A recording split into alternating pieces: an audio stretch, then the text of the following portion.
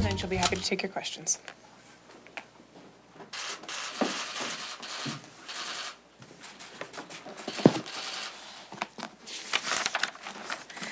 Thank you very much for coming out today.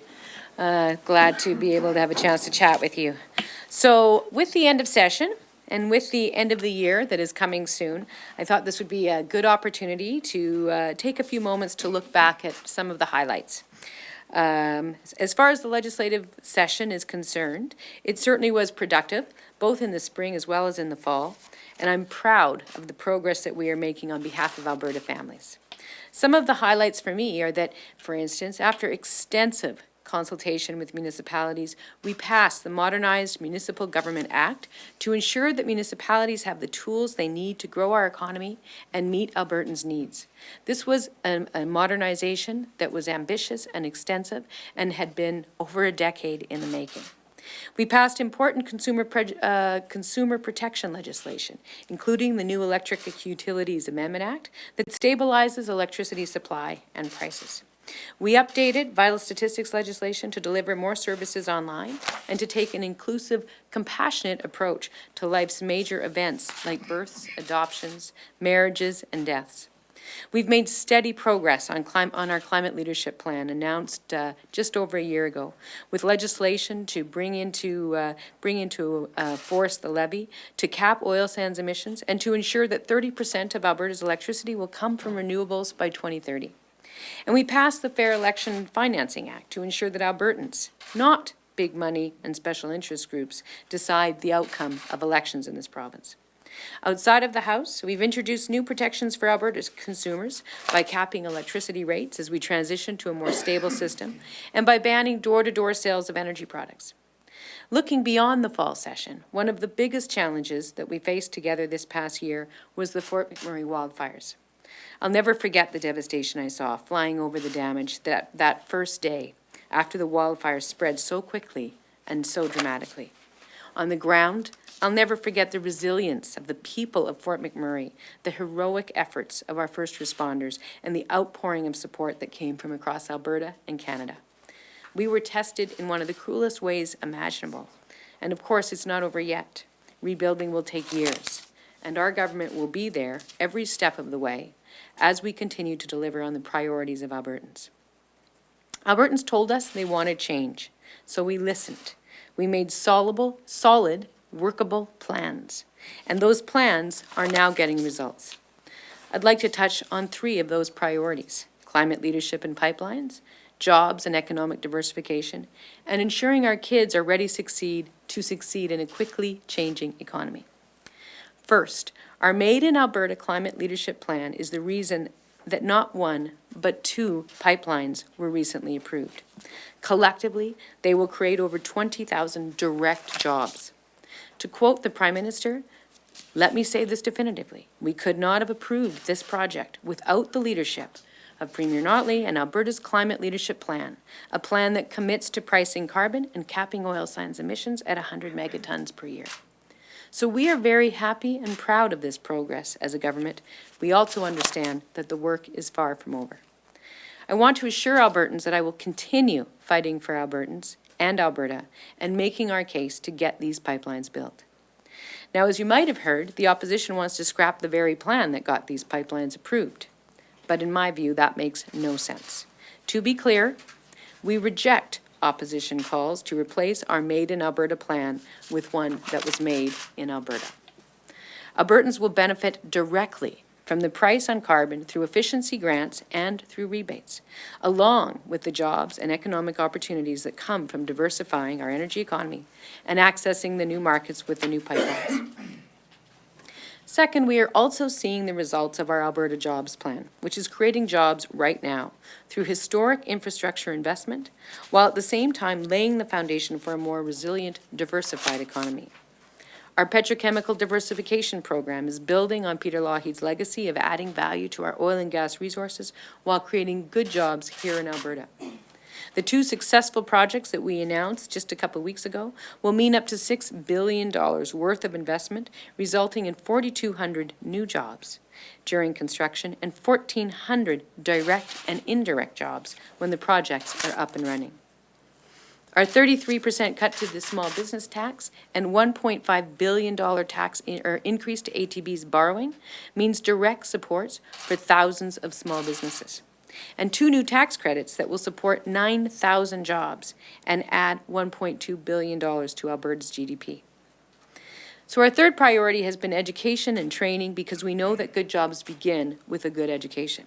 And that's why we introduced Future Ready, our government's initiative that coordinates training from kindergarten to career. So all Albertans have the knowledge and the skills they need to succeed in a changing economy.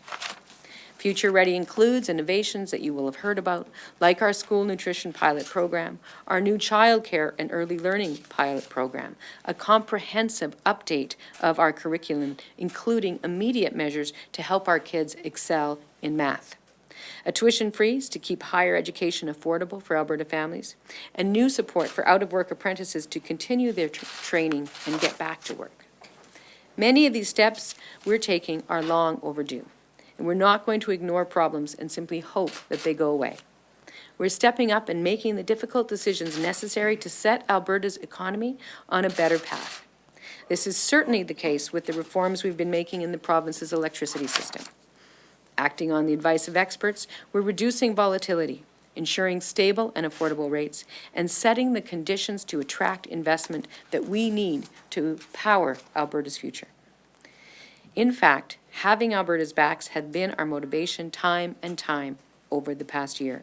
We've protected healthcare and education, and we've rejected opposition calls for deep cuts in those programs, as well as many others that would have taken bad situations and made them worse. We raised the minimum wage, supporting some of the most vulnerable families and workers in our society. And we're doing things like protecting Albertans from rising dental fees. But we're not stopping there. In the upcoming year, we know we have much more to do. We're going to continue to work on that key task of creating jobs and creating opportunities for businesses to create jobs, to diversify the economy, and to grow the economy. We're going to keep going with our work to implement the Climate Leadership Plan and other programs and the targets that are included within it, including the rebates. And we are going to continue our work to succeed in getting pipelines built to Tidewater. Our work is well underway. We are supporting Albertans and their families. We have their back in these difficult times. We will continue to do that. So I feel we've made good progress this year, and I'm happy to take your questions. Toby, at the end of the year, so you've done a lot this year, you just outlined a whole bunch of it. Why are you picking and choosing which media outlets can actually hold you account on behalf of Albertans? For your interviews? Are you too good for newspapers now, or what? I'm sorry, I'm not even sure what this is about. Okay. Yeah. Well, your office has denied a bunch of one-on-one media year-end interviews, which is, you know, kind of something that is good to actually sit down with you, get one-on-one questions and answers. So why have those choices been made? You know what? I really have not gotten involved in the detailed thing. I know that certainly there are a lot of people here, and I will tell you right now that I don't have enough time in my calendar for everybody that's in this room. So I rely on the folks in my office to come up with a good cross-section. And I'm happy to follow up with you. This year was that it was the Boyd report, and the Boyd report said that Alberta has one of the smallest press galleries in the country, if not the smallest press gallery. Although you're saying 10 minutes is too much, that this press gallery is still too big for your government? No, of course I didn't say that. Justin is quite clear I didn't say that. What I'm saying is we have a very short window of time. The session went much later this year than often is the case, because we did actually have a very ambitious agenda. And so we have short windows within which to meet folks. Trust me, we look at my calendar over and over and over again, try to figure out time to get a number of different things that we're trying to get done fit into it. Again, I've not been involved in the particular decisions about who we're meeting with and who we're not. We're going to do as many as we can, and that's all I can say. There was the information commissioner, there was the rebel. Now, like Emma said, it seems like you're picking favorites. I mean, it almost seems like there's a bit of a transparency issue with your government? I would actually say that our government's done quite well on transparency. One of the things I didn't get a chance to talk about, for instance, was the fact that we moved forward on the legislation to bring transparency to salaries for people who are employed at agency boards and commissions, and that information was released in the first half of this year. That was something that people have been asking for years. Unprecedented and something that we moved forward on. We also moved forward with respect to transparency on our infrastructure list. We've moved forward on a number of issues.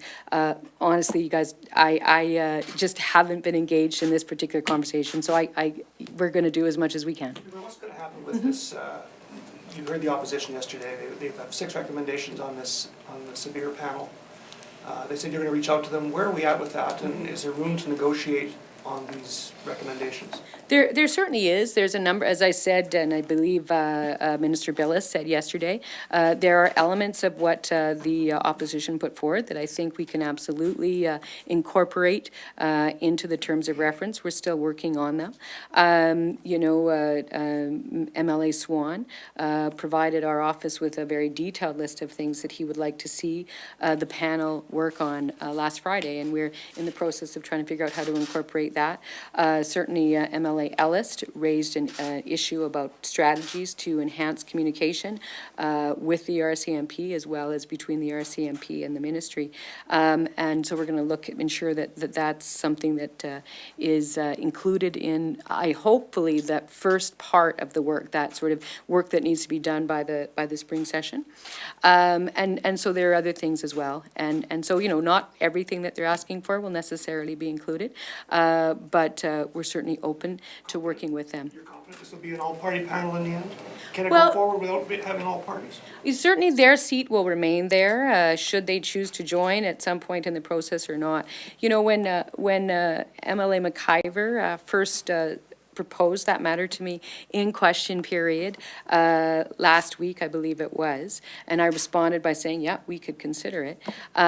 He, of course, referenced it, or began the conversation by referencing the work that former Minister Boular had done. And as an opposition member, I had participated in that particular work.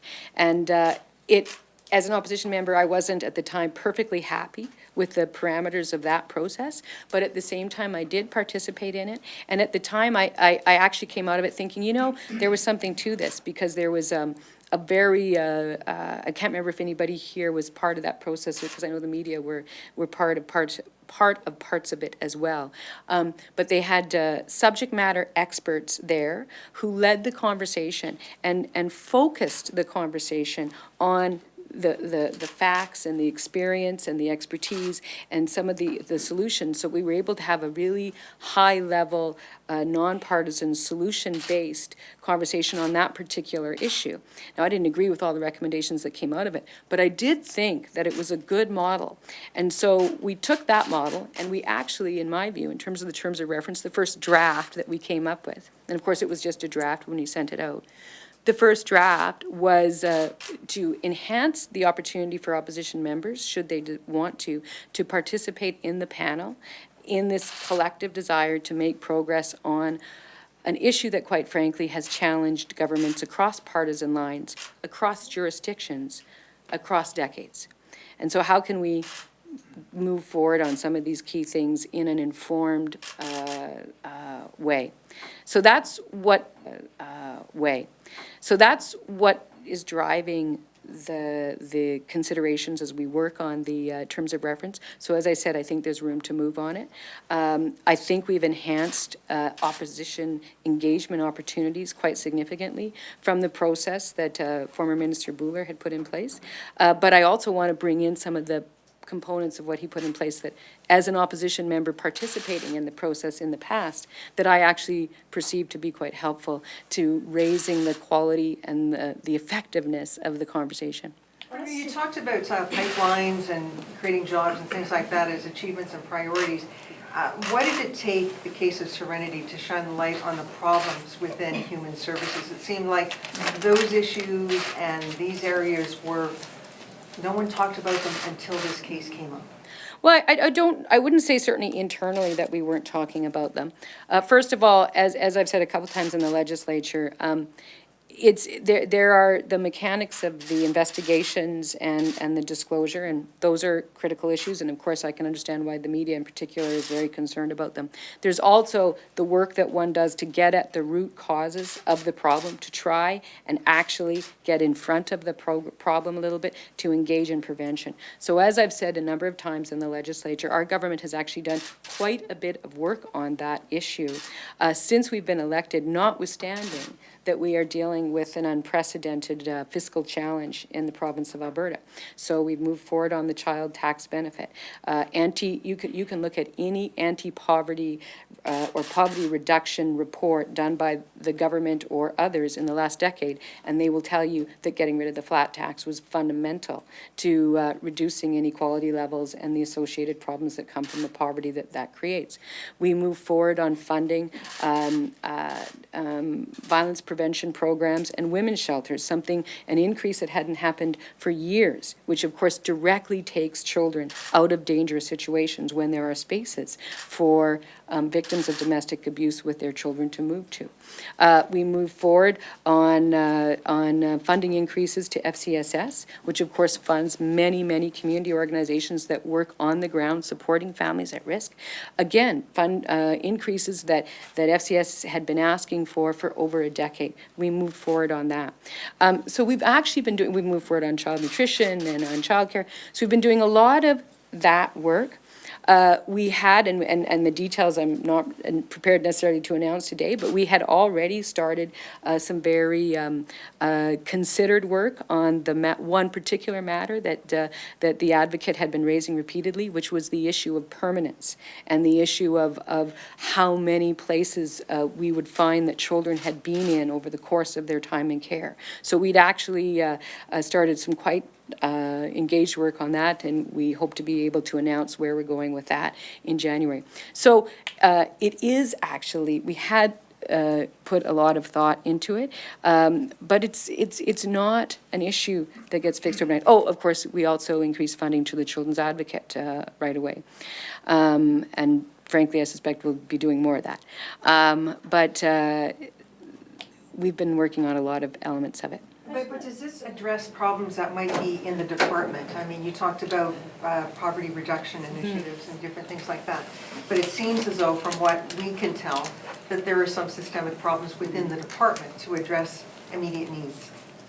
Well, I think it's not so much immediate needs. I think the sort of the addressing issues on a preventative basis is somewhat department it's more of a service delivery model. It's the question around, kinship care. Do we have the right standards in place? Work had been in place there to improve the standards of oversight for kinship care, to improve the levels of education for people engaged in kinship care. That work was ongoing, and there were recommendations. That work had already been going on.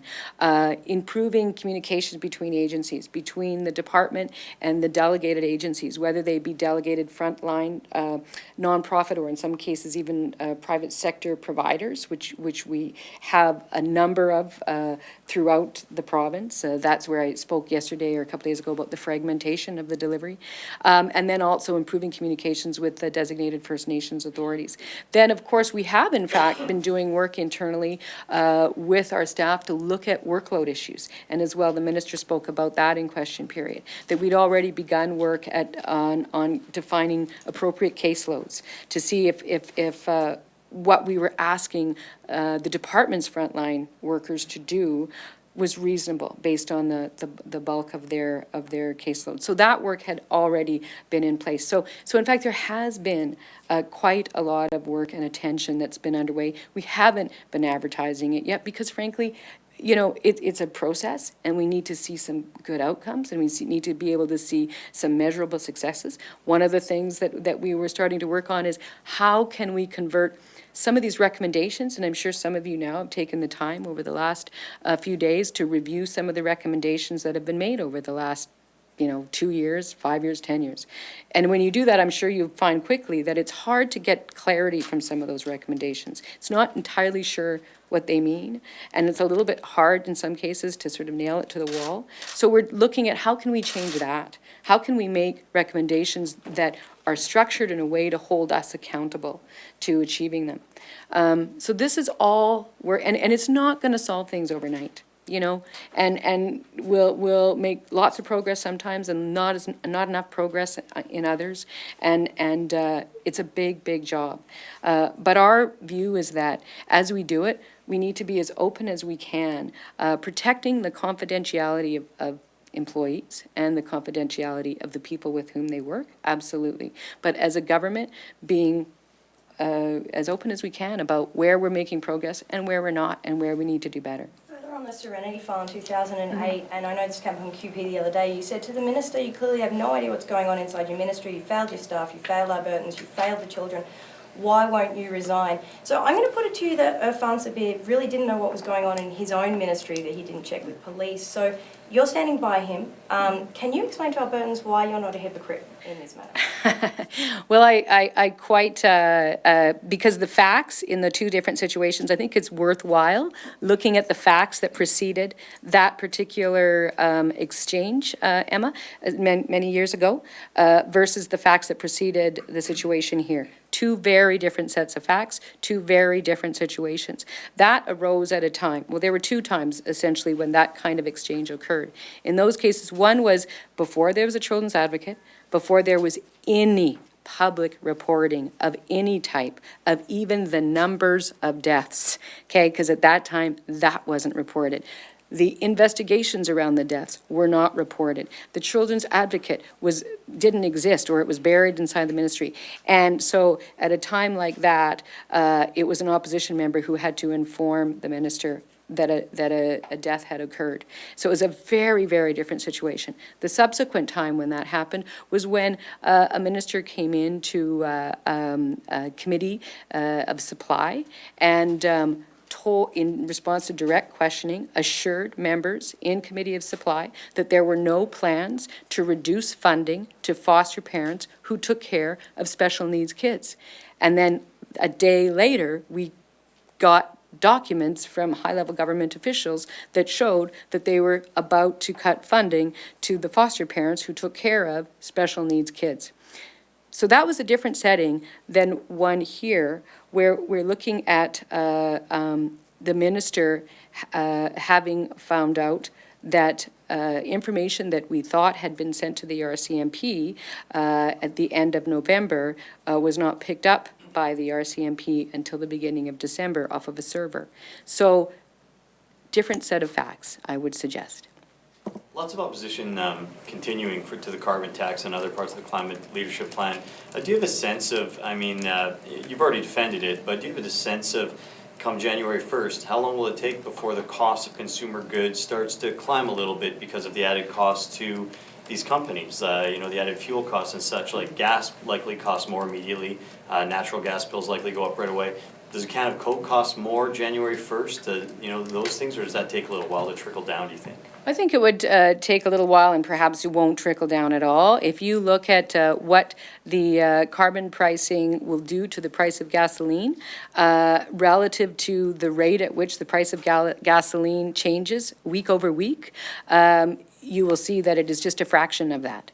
And you don't see prices go up and down every time we see a variance of 10 cents a liter at the pumps. So I don't know that you would see it as a result of an addition of I believe it's 4.5, 5 this year and 7 or so next year. So I would expect that you wouldn't see significant changes. What's the point if the increase to the cost of fuel isn't enough for us to notice? What's the point of increasing? Well, I would say it wouldn't notice in consumer goods. That's different. When you go to I think we all know, and many of us are ourselves, people that note who has the best gas prices when you go to fill up, and you go to the places with the best gas prices. And if you see that there's a few extra cents, then, it's not just a question of having a more fuel-efficient vehicle. It could sometimes be a question of taking a bus, walking, those kinds of things in terms of the patterns of fuel use that people engage in. The plan has been out for a year. Brian Jean said earlier that you're governing from a bubble, that you're not listening to Albertans' opposition to this plan. Are you hearing support for this plan across the province from Albertans? I certainly am. I'm hearing support. I mean, my constituency, obviously, it's not a big surprise. But I actually am hearing support all over the place. Of course, outlined before, I mean, we've heard support from industry leaders, from economic leaders, from economists about how this contributes. Everyday Albertans. No, absolutely. I'll get there. Of course, when we did the climate leadership plan as a whole, we did a number of town halls at that time, and we consulted with Albertans before the climate leadership plan was even introduced. And we heard from them that they wanted a government that was going to take action that would allow us to actually make progress on a matter that, quite frankly, it worries a lot of people, and frankly, the younger people are, the more likely they are to be worried about it. And so this is what I think a plan that has struck exactly the right kind of balance in terms of supporting and enabling ongoing economic growth, while at the same time making genuine, real, concrete progress on climate change. Does it fix our problem tomorrow? No. But does it get us set on the right road? Absolutely. So when I meet with people in a variety of different settings, I've absolutely heard people say that they support it, they support our moves on it. In addition, the fact that we have moved to put in rebates for low and middle income families means that we're making sure that those who are struggling with the economic downturn that we're facing right now will be supported. And in fact, we may even find that the lowest income families will actually get a bit of a benefit from it. I think Premier, Justin, and a then we're lot going to of- go to the phone lines. Next year, a lot of Albertans are going to see headlines. They're going to say, NDP says no to Trans Mountain. It won't be your NDP. It'll be John Horgan.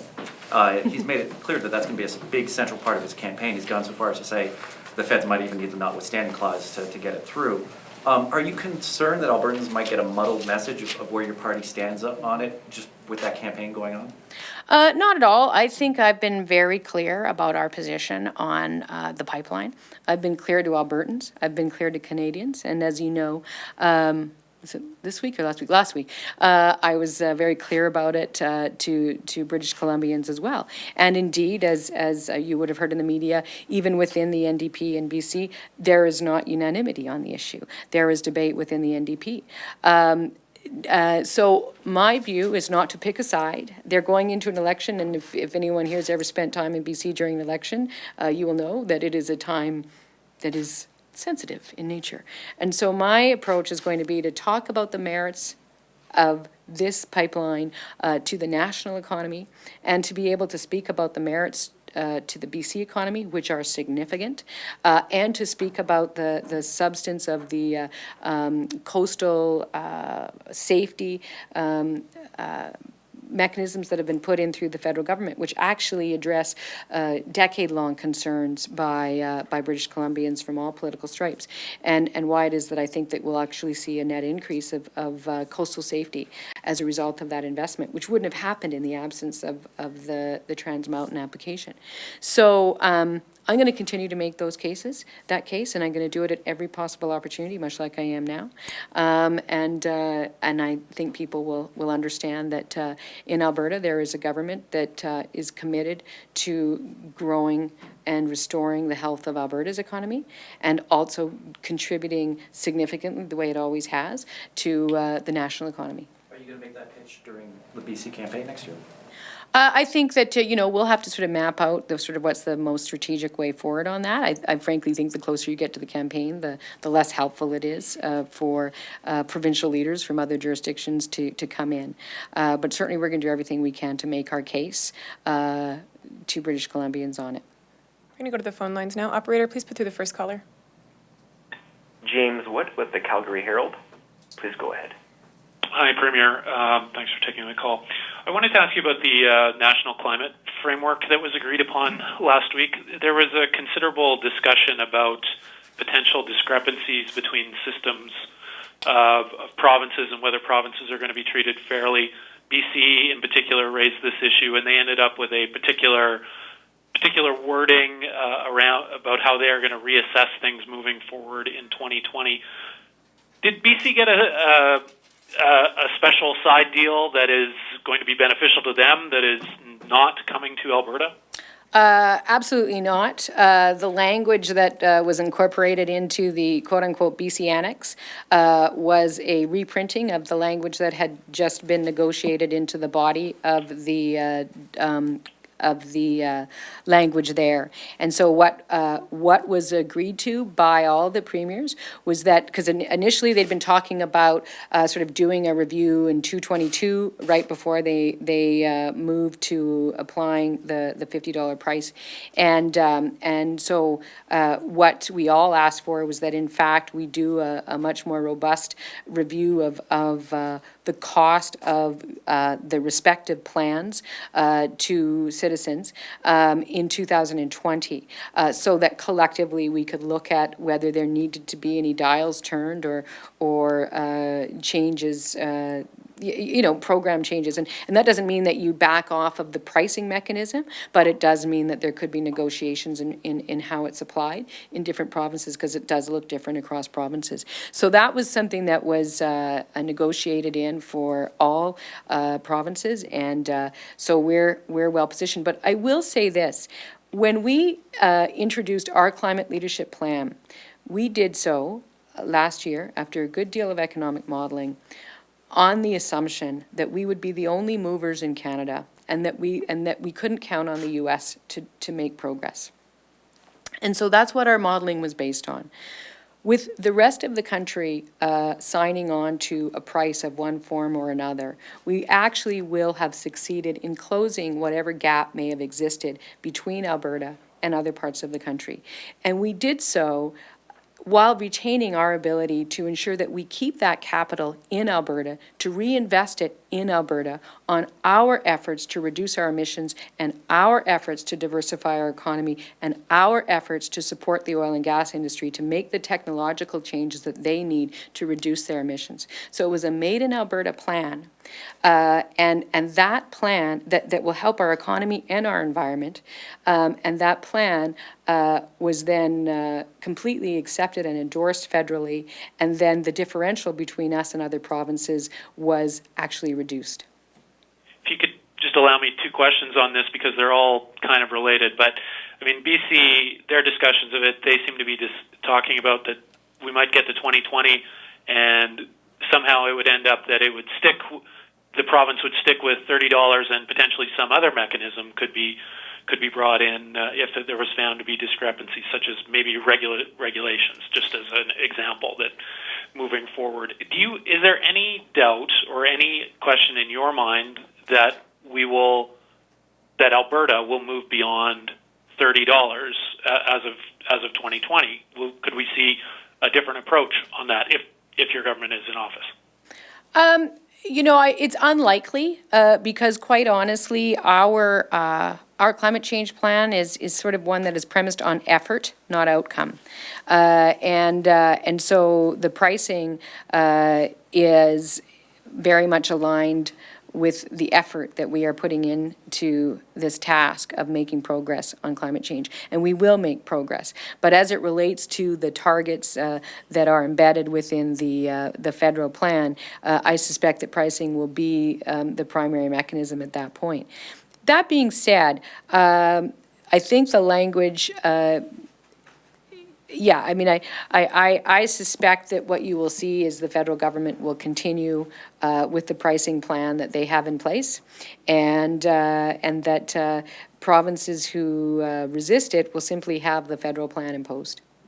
And just a final question on this. I mean, BC was quite vociferous about raising this concern about potential fairness and inequities between how mainly Ontario and Quebec are treated versus BC with its carbon tax. Since we are going to have a similar carbon tax, do you share that concern at all moving forward, or is this? Right. It's clearly a top of mind issue to Premier Clark. Do you share that concern? Well, as I said, I think I've outlined why it is that we're very confident with the situation that we have now and our ability to reinvest the additional price of carbon back into Alberta's economy in a way that supports Albertans, and would be a whole bunch of tools at our disposal at that point. We could just increase the rebates. We could, act more aggressively on emissions reduction. There's loads of ways that we could do that. I think not to make Ontario's case, but just so that you have an understand of the flavor of the conversation around the table at the time. Ontario, of course, will acknowledge that their electricity prices have skyrocketed as a result of the path they chose to green their grid. And so they would argue that that's already been incorporated into their price. Now, every province has different arguments that they will put in place.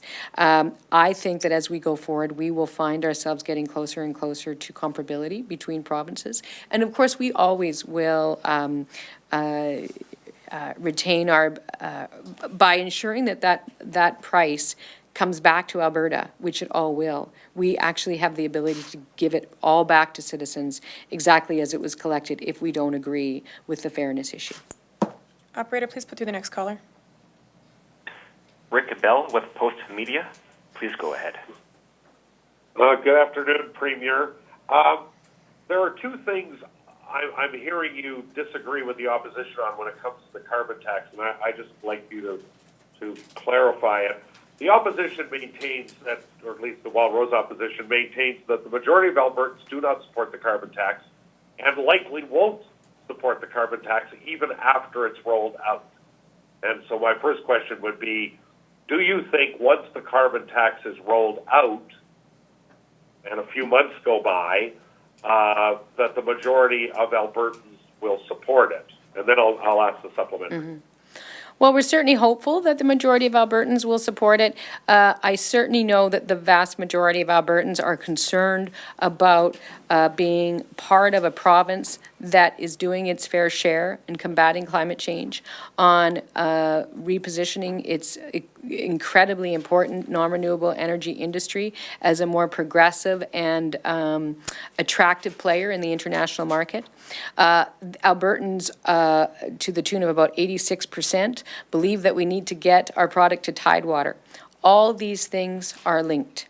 And you don't pull one thread without undoing the whole quilt.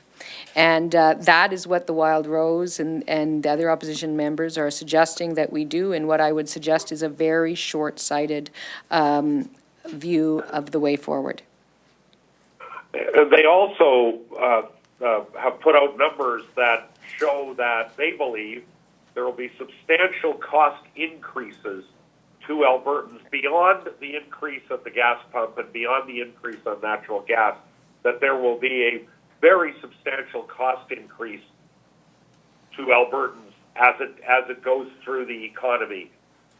It sounded earlier like you were thinking that's probably not the case, but I just wanted to clarify that. Yes, no, we can only rely on the evidence that we get from economists and that we've reviewed from other jurisdictions and the experience in other jurisdictions. And our view is that the estimates that we have are pretty solid, and that the Wildrose projections that we're going to lose at one point, they were talking about hundreds of thousands of jobs, are perhaps a little torqued.